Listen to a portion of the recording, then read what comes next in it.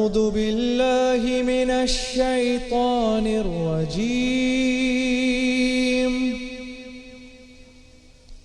بسم الله الرحمن الرحيم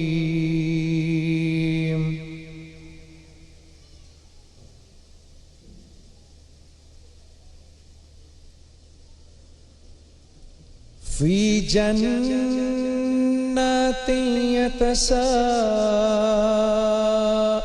يتساءلون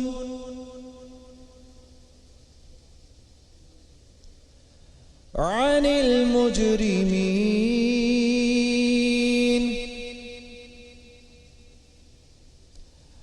ما سلككم في سقر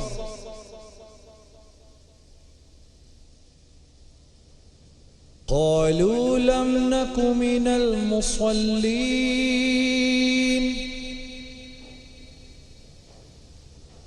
ولم نك نطعم المسكين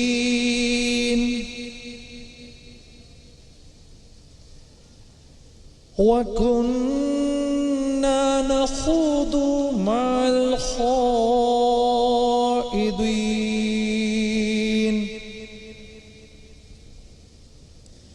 شروع اللہ کے نام سے جو بڑا مہربان نہایت رحم کرنے والا ہے. کہ وہ باغہائے بہشت میں ہوں گے اور پوچھتے ہوں گے، یعنی آگ میں جلنے والے گناہگاروں سے، تم دوزخ میں کیوں پڑے ہو؟ وہ جواب دیں گے کہ ہم نماز نہیں پڑھتے تھے، فقیروں کو کھانا نہیں کھلاتے تھے، اور اہل باطل کے ساتھ مل کر حق سے انکار کرتے تھے.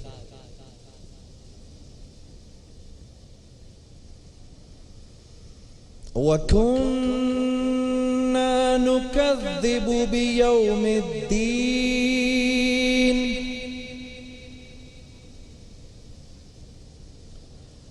حَتَّى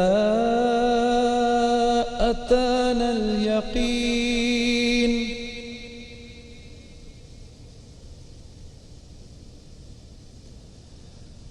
فما تنفعهم شفاعة الشافعين.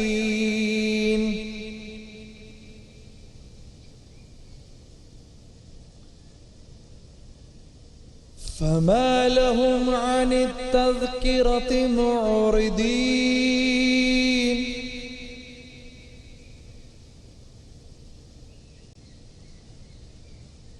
كأنهم حمر مستنفرة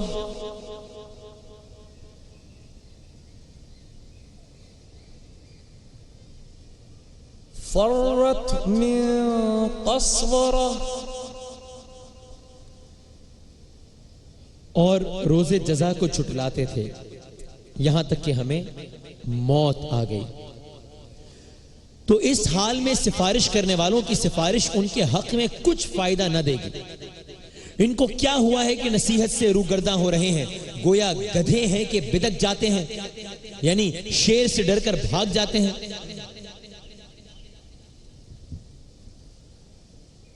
بل يريد كل امرئ منهم أن يؤتى صحفا منشرة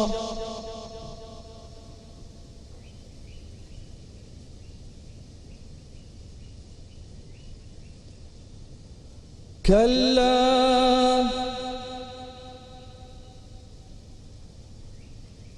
بل لا يخافون الآخرة كلا إنه تذكرة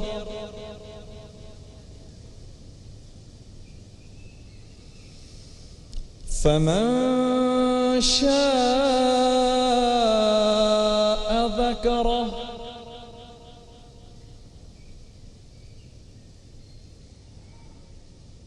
وما يذكرون إلا أن يشاء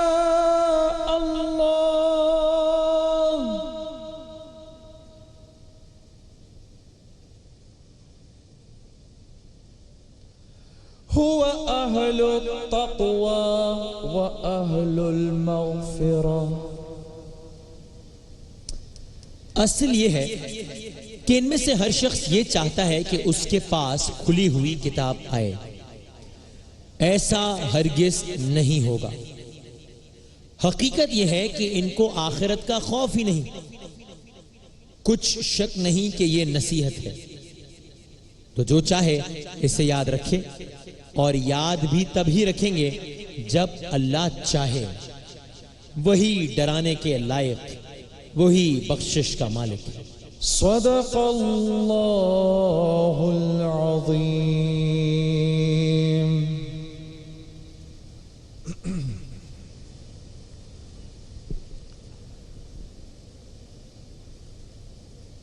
قابل احترام بھائیوں، دوستوں، بزرگوں،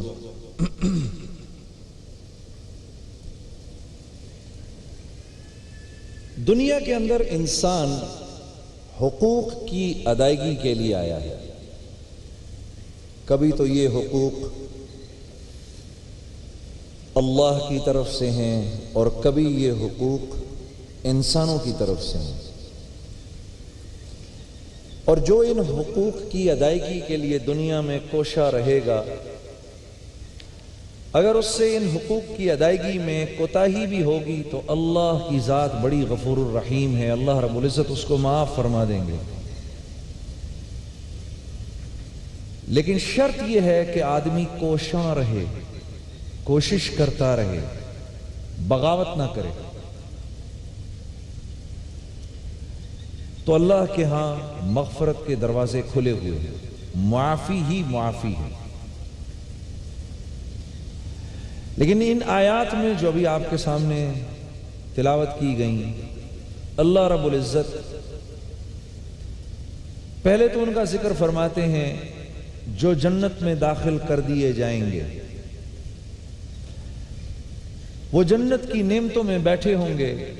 ہر جنتی کی جنت میں ایک دروازہ یا کھڑکی ایسی ہوگی جہاں سے وہ جہنم کے اندر جو کچھ ہو رہا ہوگا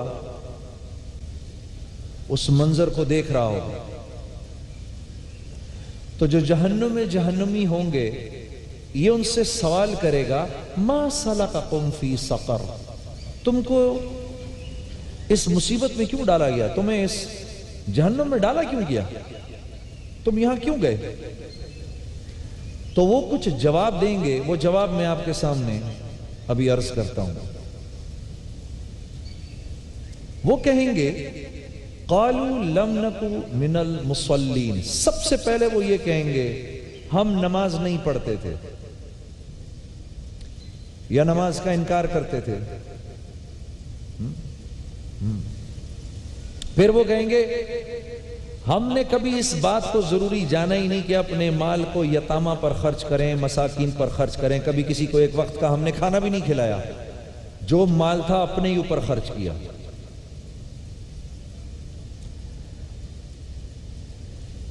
اور جو لوگ جب لوگ دوسروں پر تانا زنی کرتے تھے، جب لوگ دوسروں کا مذاق اڑاتے تھے، اور جب ہم کسی انسان سے حق بات سنتے تھے تو ان میں جو لوگ انکار کرنے والے تھے ہم ان کا ساتھ دیتے تھے، چاہے خود انکار کریں نہ کریں، لیکن ہم حق بات کو سننے کو بھی تیار نہیں ہوتے تھے. تو جو ان باتوں کا انکار کر رہے ہوتے تھے ہم ان کے شانہ بشانہ چلتے تھے. 3 باتیں. چوتھی بات، اور آخرت کا تو ہماری زندگی کے اندر کوئی کانسیپٹ ہی نہیں تھا. مرنے کے بعد دوبارہ زندہ ہونا، کون جیتا ہے تیری زلف کے سر ہونے تک، جب مریں گے تب دیکھا جائے گا. لیکن پھر کیا ہوا؟ پھر ایک دم موت آ گئی. اللہ قرآن میں کہہ رہا ہے نا ان اجل اللہ اذا جاء لا یؤخر. میرے بندے جب تیری موت کا وقت آئے گا پھر تجھے 1 سیکنڈ کا 1000واں حصہ بھی نہیں دوں گا، فوراً واپسی ہے. تو وہ کہیں گے پھر ہمیں موت آئی، اور ہمیں موت اس حال میں آئی کہ ہم نے دنیا کے اندر نہ کسی اچھے انسان سے کوئی واسطہ رکھا کہ کل وہ ہماری سفارش کرتا. تو آج جب ہم قیامت کے دن اللہ کے سامنے جا کر کھڑے ہوئے تو ہماری سفارش کرنے والا بھی کوئی نہیں ہے. تو اللہ رب العزت نبی کریم صلی اللہ علیہ وسلم سے فرما رہے ہیں اے میرے نبی، اللہ خود ایک عجیب سی کیفیت کے ساتھ فرما رہے ہیں میرے نبی کیا ہو گیا ان لوگوں کو، آپ کی بات سن کر ایسے بھاگتے ہیں جیسے کوئی شیر ان کو کھانے آ رہا ہے. اور ان کی خواہش یہ کہ ان میں سے ہر ایک کے اوپر وہ کلام اترے جو آپ کے اوپر اتر رہا ہے. بنی اسرائیل جب اپنے انبیاء کو قتل کرتے تھے تو اس قتل کی ایک بڑی وجہ یہ ہوتی تھی، وہ ان سے کہتے تھے جو تجھ پہ اتر رہا ہے پہلے ہم پہ اتار کے دکھا. تو اللہ فرما رہے ہیں ایسا ہرگز نہیں ہوگا، بلکہ یہ وہ لوگ ہیں جن کا شروع سے بات ماننے کا ارادہ ہی نہیں ہے. یہ سمجھتے ہیں کہ انہوں نے مر کے کبھی دوبارہ کھڑے ہی نہیں ہونا، دنیا میں جو کچھ کرنا ہے کر لیں، جو سیاہ سفید کرنا ہے کر لیں. پھر اللہ فرما رہے ہیں میرے نبی یہ قرآن جو ہے یہ ایک نصیحت ہے، اور نصیحت کس پر عمل کرے گی؟ جو اندر سے دل کے اندر اللہ کی ذات کی خشیت کو رکھتا ہوگا. تو آپ یہ نصیحت کرتے رہیے، ہاں آپ یہ نصیحت کرتے رہیے، کیونکہ آپ کی اس نصیحت کو وہ لوگ ضرور سنیں گے جو اللہ سے ڈرتے ہیں، اور ہم پہلے ہی ان کی مغفرت کا ارادہ کر چکے ہیں. اللہ مجھے اور آپ کو ان لوگوں میں شامل فرمائے. السلام علیکم ورحمۃ اللہ وبرکاتہ.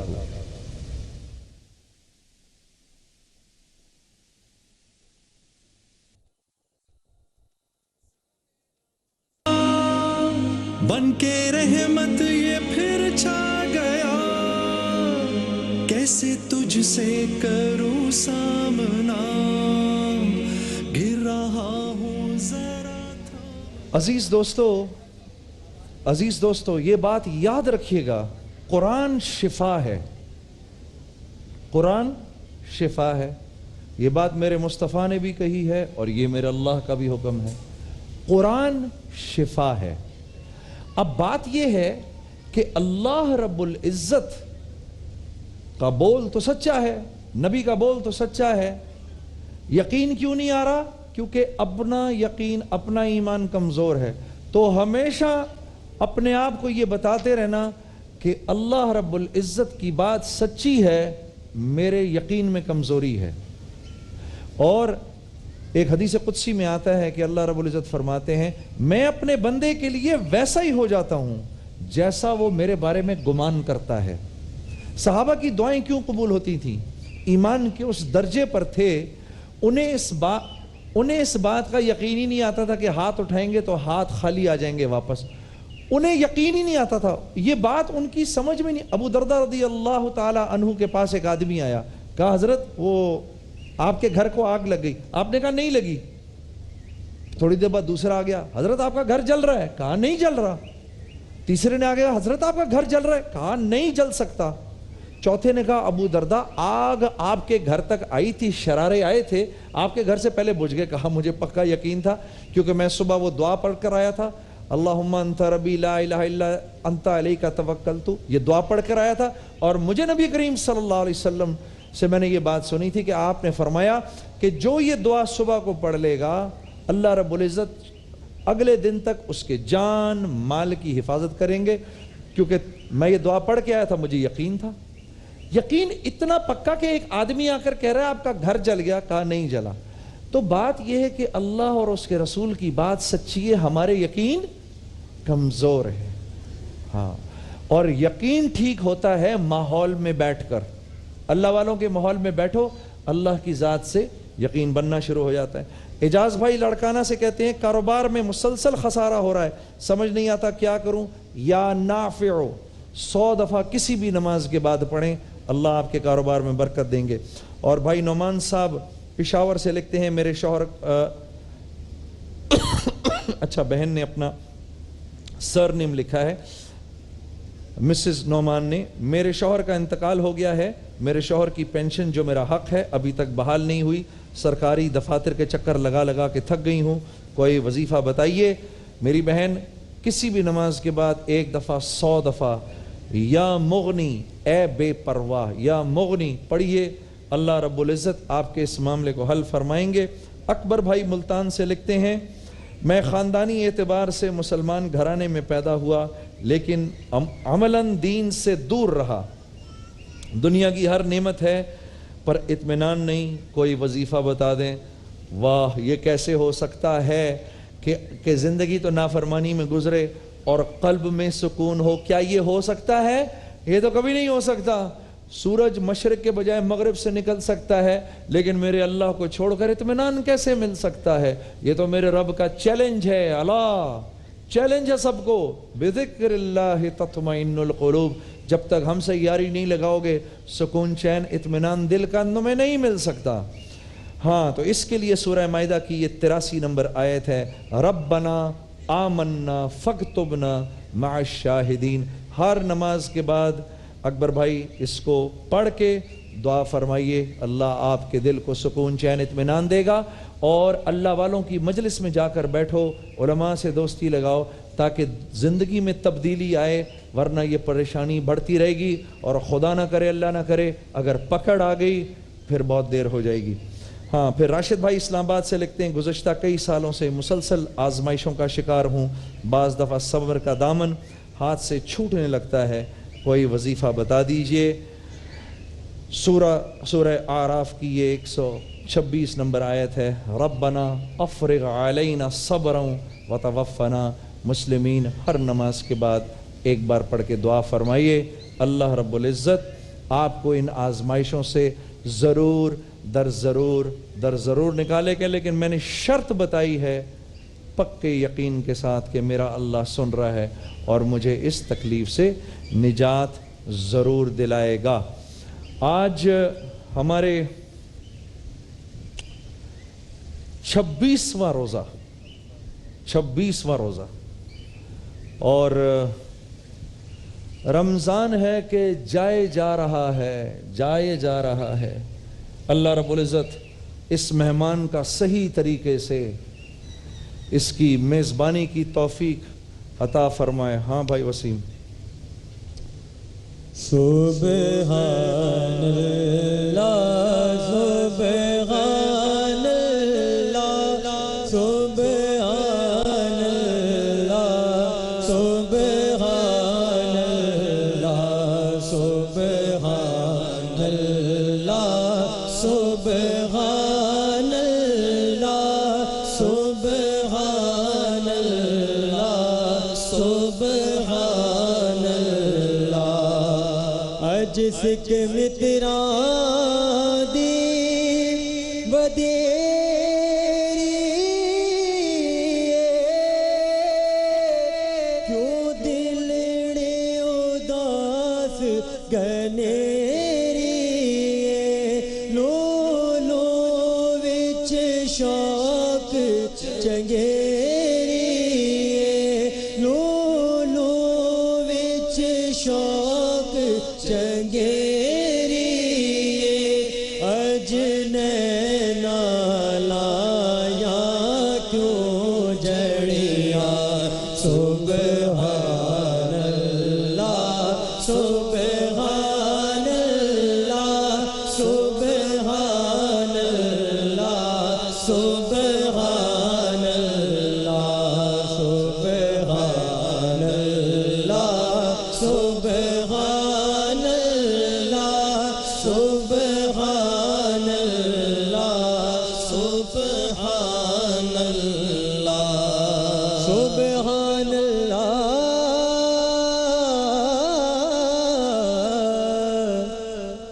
ما اجمل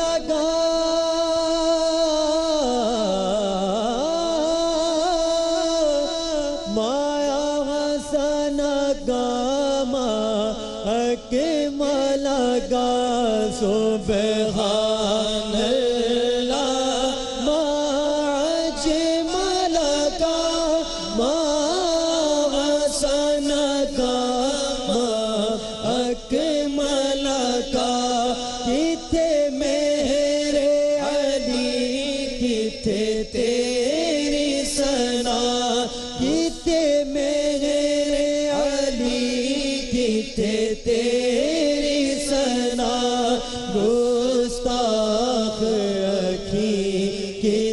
جائڑیاں سبحان اللہ سبحان اللہ سبحان اللہ سبحان اللہ اس صورت نو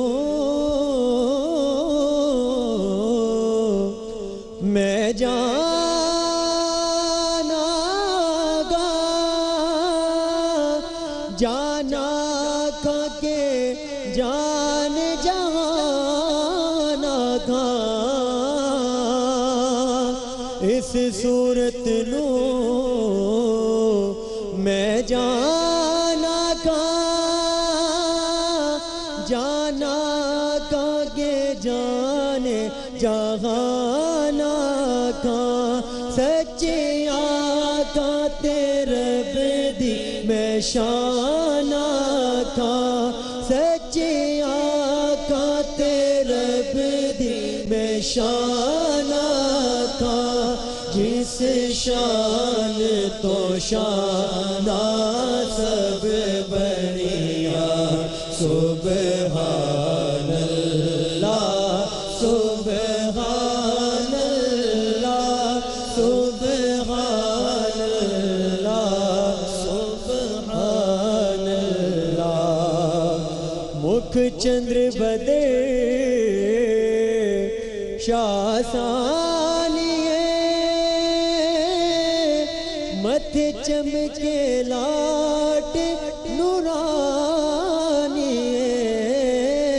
نورانیے مکھ چندر بدے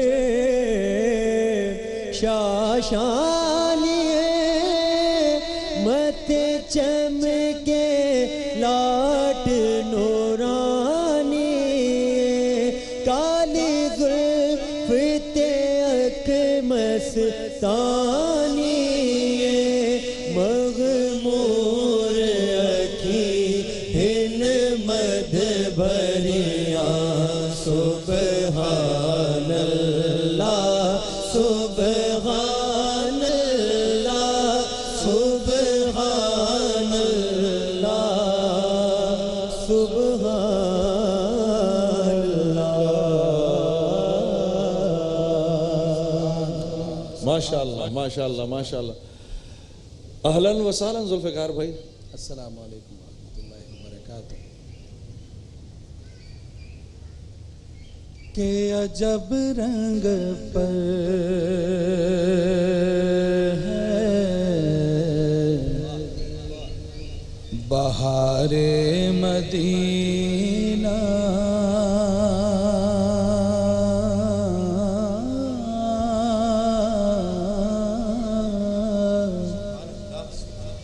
عجب رنگ پر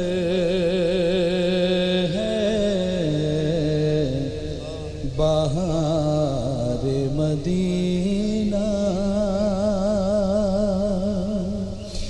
کہ سب جنتیں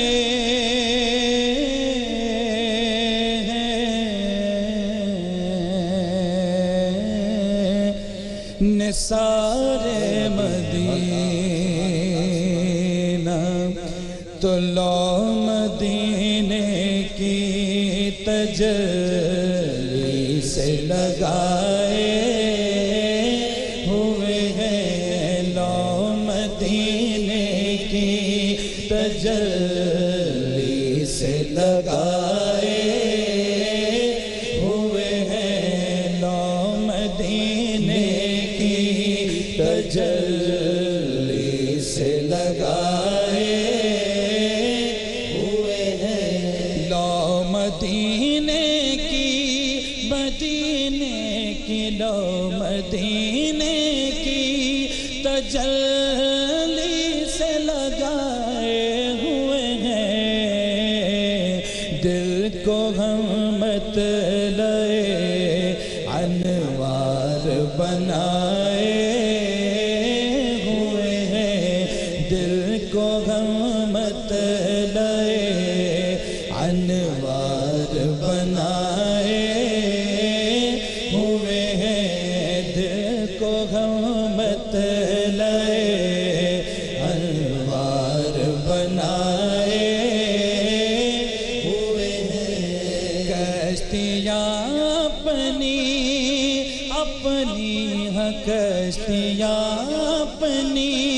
کنارے سے لگائے ہوئے ہیں کشتیاں اپنی کنارے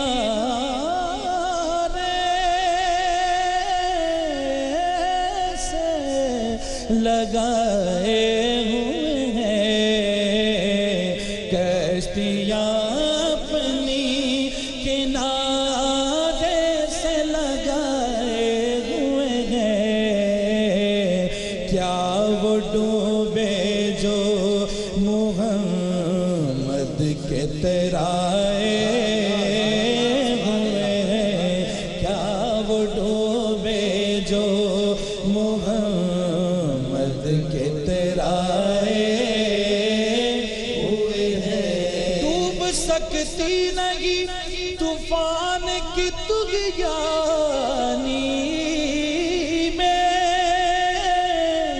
ارے جس کی کشتی ہو محمد کی نگہبانی میں کیا وہ ڈوبے جو محمد کے ترائے ہوئے ہیں دل کو ہم مت لائے انوار بنائے ہوئے ہیں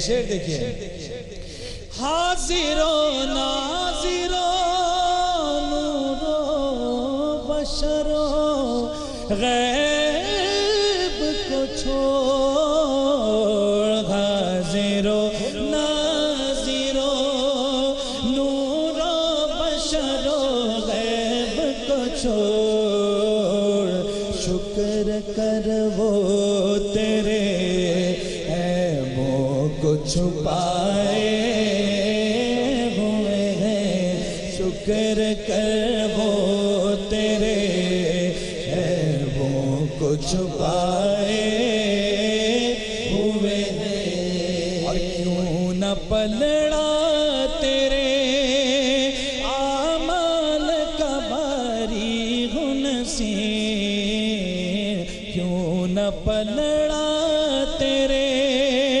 اعمال کا باری نصیب اب تو میزان پہ آگا اب تو میزان پہ سرکار بھی آئے ہوئے ہیں اب تو میزان پہ سرکار بھی آئے ہوئے ہیں دل کو ہم مت لائے انوار بنائے ہوئے ہیں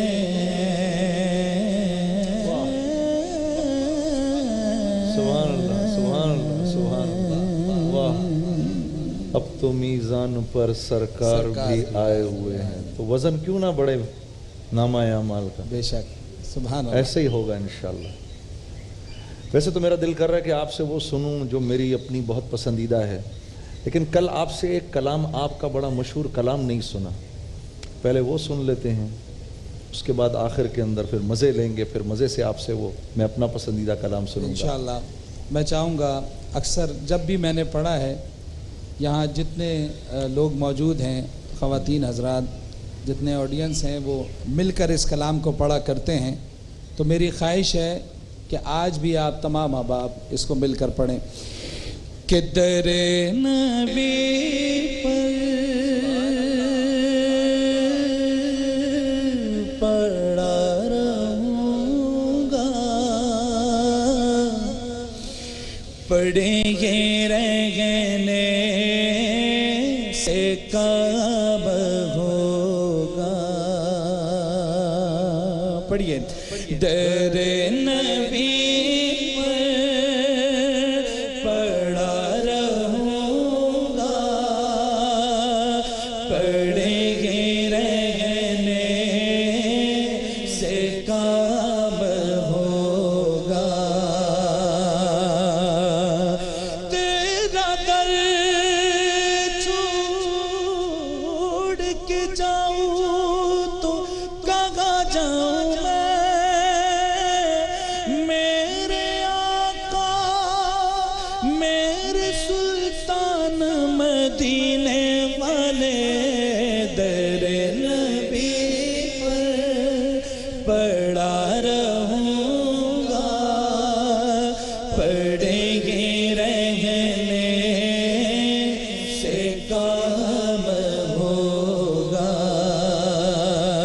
کبھی تو قسمت کھلے گی میری، کبھی تو میرا سلام ہوگا۔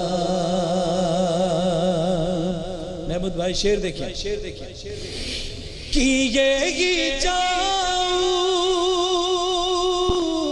گار سے مطلب،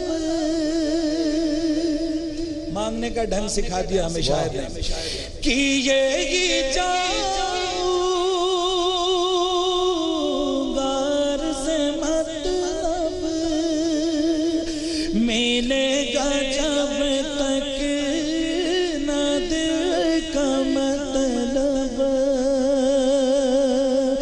نہ شام مطلب کی صبح ہوگی، نہ یہ فسانہ تمام ہوگا،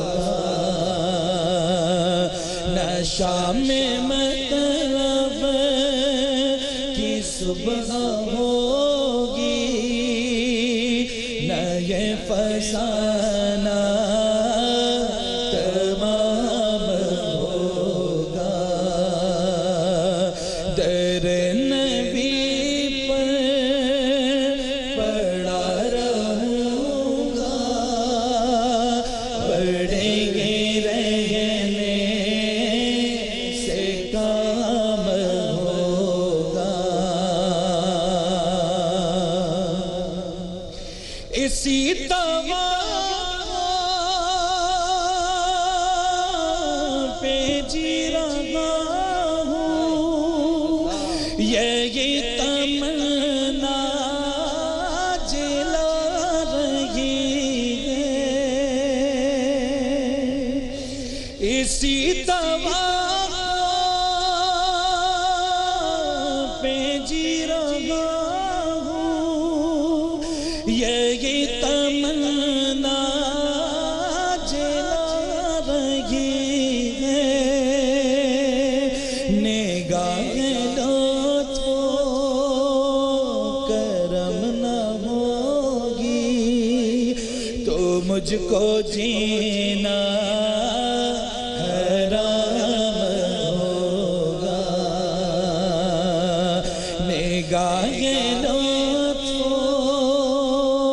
کرم نہ ہوگی تو مجھ کو جینا حرام ہوگا۔ در نبی پر پڑا رہوں گا، پڑے گے رہنے سے کام ہوگا۔ کیا کہنا؟ میں آپ کو جانے نہیں دے سکتا جب تک آپ مجھے میری پسندیدہ نعت نہیں سنائیں گے۔ پیش کرتا ہوں، اور آج تیسری رات ہے کہ مسلسل اس کلام کو پڑھا جا رہا ہے، نہ جانے کس قدر مقبول ہے یہ کلام رب کی بارگاہ میں کہ بار بار سنا جا رہا ہے اور بار بار پڑھا جا رہا ہے، اور تشنگی وہیں کی وہیں ہے۔ سبحان اللہ۔ روک لیتی ہے آپ کی نسبت، واہ واہ، تیر جتنے بھی ہم پہ چلتے ہیں، روک لیتی ہے آپ کی نسبت، تیر جتنے بھی ہم پہ چلتے ہیں، یہ کرم ہے حضور کا ہم پر یہ کرم ہے حضور کا ہم پر